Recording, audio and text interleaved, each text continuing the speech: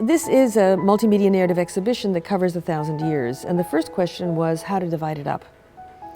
And we decided to divide the exhibition narrative into periods that reflected the geopolitical situation that Jews would find themselves in. And so our medieval period extends really from the 10th century until 1507, which from the perspective of the history of Poland represents, if you will, more or less the end of the medieval period.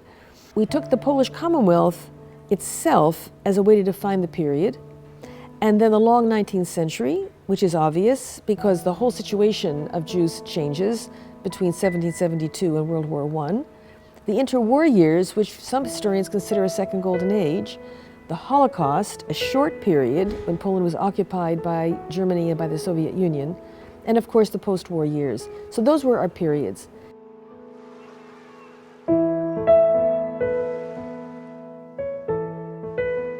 Each period has its own central, I would say, key messages, its own narrative line, and its own scenography.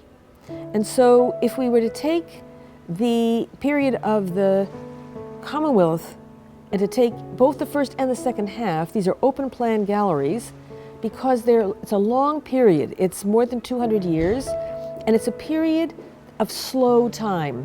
It's not a period in which there are many, many events in a short period of time. And so we've set them in open plan galleries.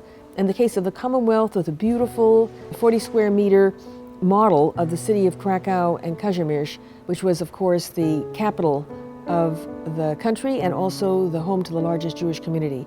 In the case of the gallery dedicated to the Jewish town, we've organized it also as an open plan gallery around two centers of gravity. One is the marketplace with beautiful facades that have on them projected images related to the tavern, to the home, to the church and the synagogue, and the second center of gravity, which is a synagogue with our beautiful low-tech, extremely low-tech reconstruction of the painted ceiling and roof that once stood in Gwoździec, which is today in Ukraine, near Lviv and near Kolomea. We have a 19th century gallery, which is a very long 19th century, which really moves in a much more chronological and chronothematic way. Interwar years, which is set in a street, a multimedia street, which takes its inspiration from the expression auf der jüdische Gasse, on the Jewish street, which is a way of saying the Jewish world. If you ask somebody, was tut sich auf der jüdische Gasse in Yiddish, it means what's doing in the Jewish world, what's happening.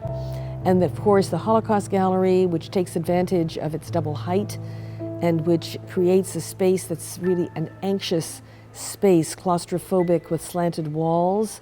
And the post-war year gallery itself, which begins in a scenography of rubble and ruin and exits and at the very end after 1989 in the soaring space of the building itself, which is filled with light.